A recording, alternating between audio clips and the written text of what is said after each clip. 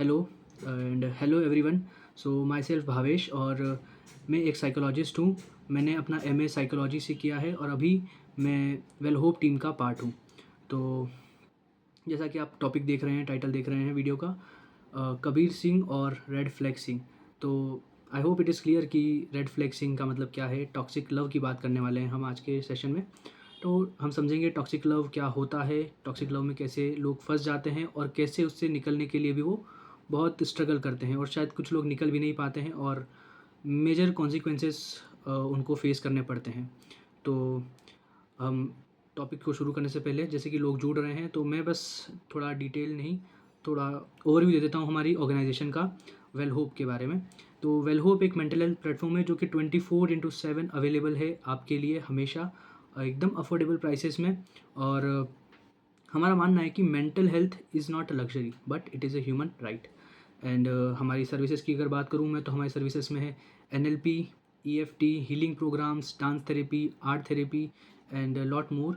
And अगर मैं इसको काउंसलिंग टर्म्स में बोलूँ कि हम काउंसलिंग कैसे प्रोवाइड करते हैं, तो काउंसलिंग सेशंस होते हैं, relationship counselling, career counselling, child counselling, adult counselling, existential counselling and lot more topics जो कि हमारे हैं कोई any mental health concerns, emotional concerns. And हमारी जो टीम है साइकोलॉजिस्ट्स की, ये हम सब रेडीली अवेलेबल होते हैं। तो आप अपनी मदद के लिए आगे आ सकते हैं और हमसे जुड़ सकते हैं। हमारी वेबसाइट ज़रूर विजिट करिएगा, wellhope.in। ओके। और एंड सबसे इम्पोर्टेंट बात कि 15 मिनट का पहला सेशन आपके लिए बिल्कुल फ्री है, ताकि आप एश्योर हो सके कि आप सही जगह जा रहे हैं और यहाँ आपकी मदद होगी। तो इसी के साथ अब मैं शुरू करता हूँ हमारे सेशन के आगे बढ़ाते हुए कि टॉक्सिक लव और हेल्दी लव और ये सब चीज़ क्या है और कैसे ये चीज़ और बढ़ रही है। तो इसकी शुरुआत में तो मैं बात करूँगा, जैसे कि हमने टॉपिक ही उठाया कबीर सिंह से, यानी कि बॉलीवुड से। तो कैसे बॉलीवुड का एक बड़ा हाथ है ये सब चीज़ें इन्फ्लुएंस करने में हमारे यूथ में, हमारे आज हम जो भी देखते हैं, जो लव रिलेशनशिप की जो भी आज हालत है वो किस वजह से है और बॉलीवुड का इसमें क्या रोल है। तो एक्चुअली में तो ज़्यादातर जो इन्फ्लुएंस है वो बॉलीवुड से ही आ रहा है। और वो कैसे आ रहा है कि बॉलीवुड जो है बड़ा ही रोमांटिसाइज़ कर देता है ऐसे टॉक्सिक रिलेशनशिप्स को, जो कि असल में अगर हम रियलिटी देखें तो ये बस डिस्टर्बिंग ही है। इसमें किसी का कोई फ़ायदा नहीं होता है, बल्कि और रिलेशनशिप्स जो हैं वो उलझ जाते हैं। तो मतलब ये एक मूवी के बारे में नहीं है, बल्कि ये है इस बारे में कि कैसे जो टॉक्सिक बिहेवियर्स होते हैं हम इन्हें कितना नॉर्मलाइज़ कर देते हैं और हमें लगता है कि बस यही प्यार है, यही टॉक्सिक प्यार होता है जो होता है, और बाकी प्यार शायद ना हो। तो इसी वजह से हम इस लूप में फंस जाते हैं। और मैं चाहता हूँ कि अगर आप ऐसे किसी रिलेशनशिप में फंसे हो, या आपके दोस्त हो, या आपके आसपास वाले हो, तो आप प्लीज़ हमारे पास आएँ, हमसे हेल्प लें। वेल होप आप याद रखिएगा। और मैं आपको एश्योर करता हूँ कि आपकी हेल्प ज़रूर होगी। हमारे पास बेस्ट साइकोलॉजिस्ट हैं। एंड मैं शुरुआत करता हूँ टॉक्सिक लव को समझाने से। मैं चाहता हूँ कि आप भी इसी के साथ सोचें कि एक टॉक्सिक लव है क्या, उसके क्या एट्रीब्यूट्स हैं, किस चीज़ से आप बोलते हैं कि हाँ ये टॉक्सिक लव है। तो मेरे साथ साथ ही सोचिएगा। एंड कैसे ये डिफरेंट है हेल्दी लव से। तो अगर हम बात करें टॉक्सिक लव की, तो क्या क्या चीज़ें दिमाग में आती है। हमारे दिमाग में आता है ऑब्सेशन, एक अल्टीमेट लेवल ऑफ ऑब्सेशन, जो कि हम कबीर सिंह में भी देख सकते हैं। जितना वो प्रीति से ऑब्सेस्ड था, उसे हमेशा वो चाहिए थी, चाहे वो किसी भी शहर में हो, चाहे वो हॉस्टल में हो। जो ऑब्सेशन का लेवल था, वो ऑब्सेशन का लेवल हमें बताता है कि ये कितनी टॉक्सिसिटी है।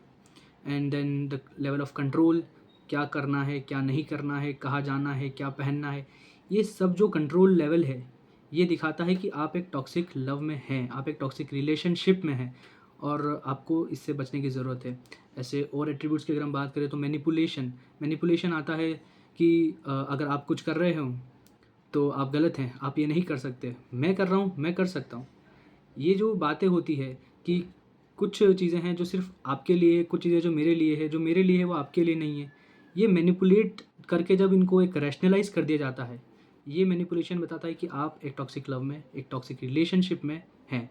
उसके अलावा होता है डिसरिस्पेक्ट करना सामने वाले को। डिसरिस्पेक्ट इन द सेंस कि सिर्फ़ ये नहीं कि वो आपकी बेइज़्ज़ती कर रहे हो, बल्कि वो आपके गोल्स की, आपके इमोशंस की, आपकी फैमिली की, आपके अदर रिलेशंस की डिसरिस्पेक्ट करना, कि उनको इतनी वैल्यू नहीं देना जितनी वैल्यू वो डिज़र्व करते हैं। तो यहाँ से हमें कुछ एट्रीब्यूट्स मिलते हैं। ऐसे और भी एट्रीब्यूट्स हैं, हम बात करेंगे उनके बारे में, जो कि बताते हैं कि आप एक गलत रिलेशनशिप में हैं और आपको हेल्प की ज़रूरत है, आपको उससे बाहर आने की ज़रूरत है। एंड अगर हम हेल्दी लव की बात करें इसी के साथ, तो हम हेल्दी लव में क्या देखते हैं? एक हेल्दी लव में होती है रिस्पेक्ट, सबसे पहली चीज़ कि आप रिस्पेक्ट करते हैं सामने वाले की।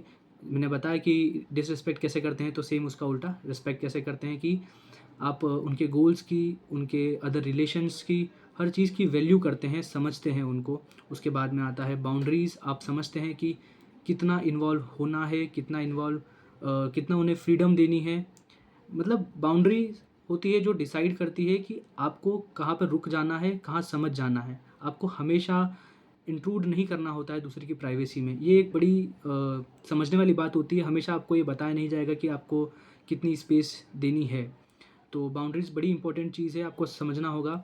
एक टॉक्सिक लव में ये चीज़ें नहीं मिल पाती है। देन कम्स ट्रस्ट कि सामने वाले के ऊपर ट्रस्ट करना होता है। कभी कभी चीज़ें ऐसी बन जाती है कि आपको पता होता है कि चीज़ें गलत जा रही है या गलत जाएगी या उनसे नहीं हो पाएगा, बट एक ट्रस्ट होता है कि आप उन पे ट्रस्ट करते हैं कि मैं तुम्हारे साथ हूँ, तुम जाओ करो और चीज़ें अच्छी होगी, क्यों नहीं होगी, और नहीं भी होगी तो मैं तुम्हारे साथ हूँ। ये ट्रस्ट दिखाना पड़ता है, एक हेल्दी लव में ये ट्रस्ट दिखता है। Then comes growth. ग्रोथ हमेशा दोनों एक दूसरे के साथ में करते हैं। ये एक म्यूचुअल सपोर्ट होता है दोनों की ग्रोथ के लिए। अगर एक होता है कि तुम ग्रोथ करो, मैं ग्रोथ नहीं करूँगा, या फिर मैं ही ग्रोथ करता रहूँ, तुम्हें ग्रोथ की क्या ज़रूरत है, मैं कर तो रहा हूँ, तो ये चीज़ जो होती है ये एक टॉक्सिक लव की बात हो गई। लेकिन हेल्दी लव में आपको दिखेगा कि हमेशा दोनों ही एक दूसरे को म्यूचुअल सपोर्ट देते हैं और दोनों ही एक साथ ग्रो करते हैं। Not in just professional life but in personal life, in values, in every aspect of life. तो ये बात हो गई हमारी हेल्दी लव की और टॉक्सिक लव की, कैसे हम डिस्टिंग्विश करते हैं इन दोनों के बीच में। अब अगर बात करें कि क्यों लोग इस चीज़ में फंस जाते हैं, ऐसा क्यों होता है कि लोग ऐसे टॉक्सिक लव के अंदर चले जाते हैं और फिर उससे निकल भी नहीं पाते, वो स्ट्रगल करते हैं, तो वो चीज़ क्यों होती है? तो इसका एक सीधी सी बात ये है कि टॉक्सिक लव डिस्गाइज्ड होता है एज ट्रू लव। अब डिस्गाइज्ड होता है, इसका मतलब क्या है? इसका मतलब है कि कभी कभी लगता है कि यही है जो ट्रू लव है और कोई कैरेक्टरिस्टिक्स नहीं है इसके। जैसे कि हम मिस्टेकन कर लेते हैं ऑब्सेशन को एज लव। वो ऑब्सेस्ड है हमसे और हमें लगता है कि वो हमें प्यार कर रहा है।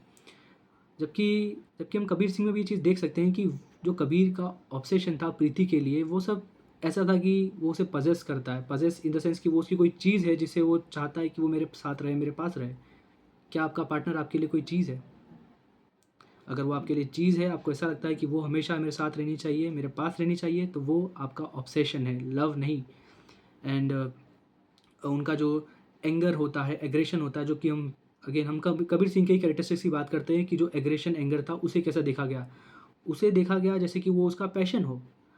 एंगर और एग्रेशन, जिससे वो हर चीज़ अपने कंट्रोल में लाता है और उसे हर चीज़ पाने के लिए एंगर और एग्रेशन एग्रेशन दिखाना पड़ता है।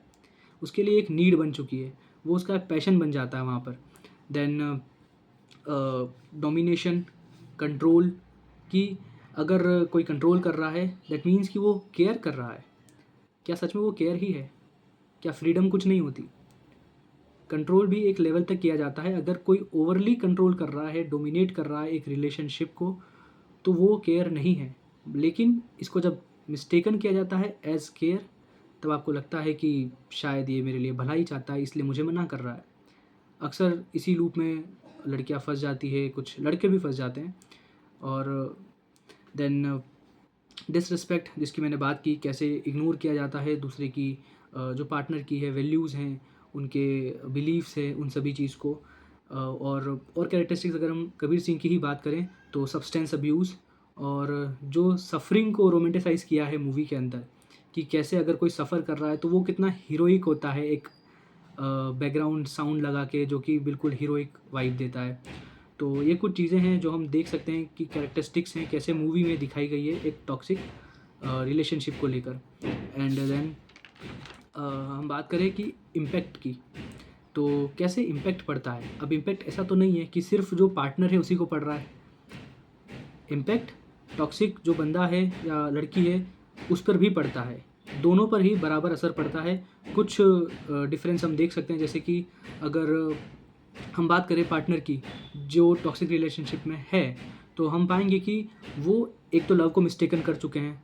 तो वो पहले ही उनको लगता है कि जो कंट्रोल कर रहा है ये सिर्फ एक केयर है, वहाँ पे वो अटक जाते हैं। देन कम्स सेल्फ एस्टीम, उनका सेल्फ एस्टीम पूरा टूट जाता है।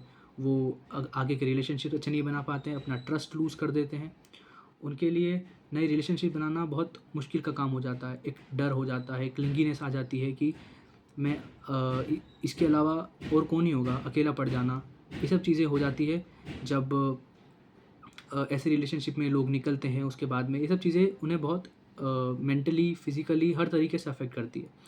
देन अगर हम बात करें कि जो टॉक्सिक इंसान है उस रिलेशनशिप का और उसे कैसा अफेक्ट होता है, तो उसका अफेक्ट होता है जैसे कि एक स्पाइरलिंग सेल्फ डिस्ट्रक्शन एक्टिविटी वो करने लगते हैं, जैसे कि वही सब्सटेंस अब्यूज़, अल्कोहल, सिगरेट, ये सब चीज़ें जो होती है ये एक सेल्फ डिस्ट्रक्शन थिंग्स है जो कि वो करते हैं अपनी डेली लाइफ में, उसको अपनी लाइफ का हिस्सा ही बना लेते हैं।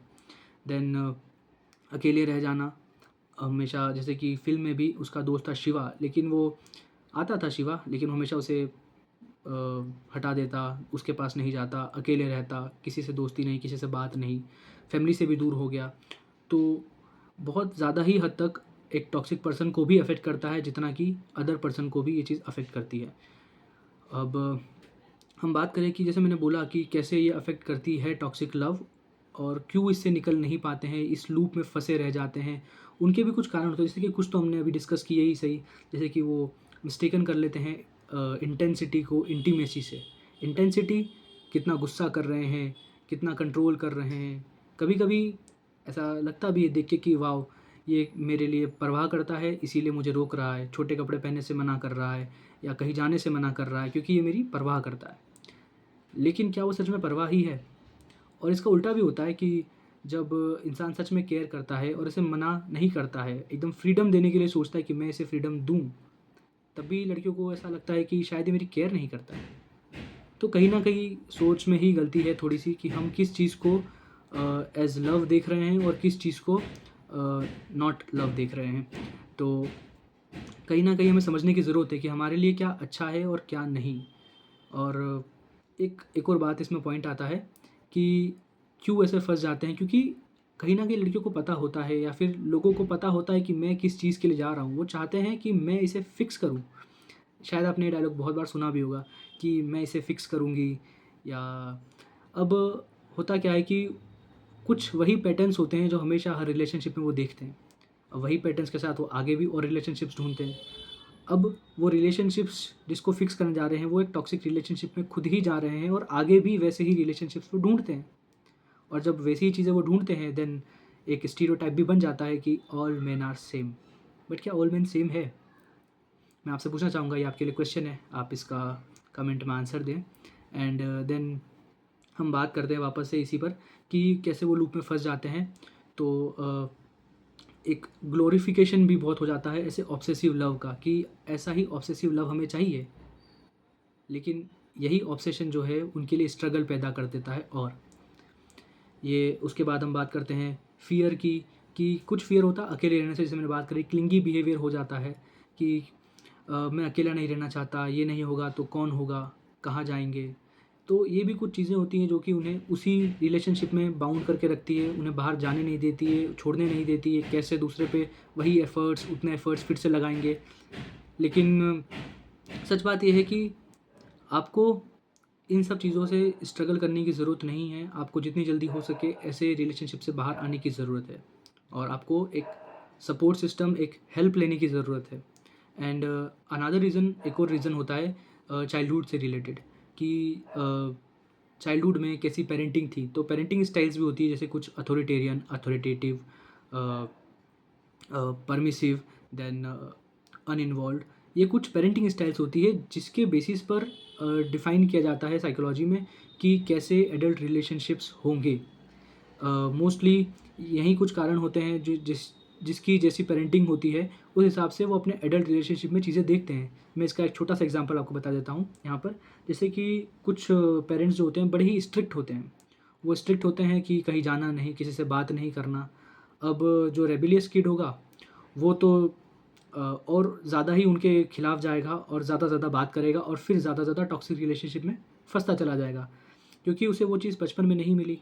और इसी का एक उल्टा होता है कि ऑब्सेसिव अगर रेबिलियस नहीं है अगर वो बच्चा, तो वो बड़े होकर वो वैसा ही कंडीशन में रह जाता है कि मुझे तो कोई कंट्रोल वाला ही चाहिए, जो मुझे कंट्रोल करता रहे, मुझे बताता रहे मुझे क्या करना है, क्या नहीं करना है। और वो एडल्ट में भी ऐसे ही रिलेशनशिप देखने लगता है। तो वहाँ पर भी वो ऐसे ही टॉक्सिक रिलेशनशिप में फँस जाते हैं। इसी तरीके से और भी होते हैं, जैसे कि सबसे अच्छा जो होता है एक अथॉरिटेरियन होता है। अथॉरिटेरियन जहाँ पर एक सर्टेन लेवल ऑफ परमिशन मिलती है कि क्या करना है, कैसे करना है, और सर्टेन लेवल फ्लेक्सिबिलिटी भी होती है कि आप अपने मन की चीज़ें भी कर सकते हैं। तो उनके सिक्योर अटैचमेंट होते हैं एंड वो सिक्योर रिलेशनशिप भी बना पाते हैं अपनी एडल्ट लाइफ में। देन हमने बात तो कर ली कि कैसे हेल्दी रिलेशनशिप डिफरेंट होते हैं टॉक्सिक रिलेशनशिप पे, एंड आई होप मैंने लगभग चीज़ें कवर कर ली है, और ऑफ कोर्स बहुत चीज़ें रह गई है। एंड मैं आप सभी के लिए एक बात है कि अगर आप अपने दोस्तों को आसपास देख रहे हैं, अपनी फैमिली में ऐसा कुछ देख रहे हैं, या फिर आप खुद ही ऐसे रिलेशनशिप में हैं, तो आप प्लीज़ हेल्प लें। मैं आपके साथ हूँ, हमारी वेल होप पूरी टीम आपके साथ है। आप नीचे दिए गए वेबसाइट पर क्लिक कीजिए, अपने लिए एक काउंसलिंग सेशन अभी बुक कीजिए अगर आप ऐसा कुछ भी फील कर रहे हो। एंड देन मैं क्लोज़ करता हूँ इसी के साथ में कि लव जो होता है, जो प्यार होता है, वो आपसे साइलेंस नहीं मांगता है, वो मांगता है, बल्कि वो देता है, एनकरेज करता है आपकी वॉइस को। तो वो है real love. And thank you for being with me. And हम यहीं पे सेशन को क्लोज़ करते हैं। Thank you.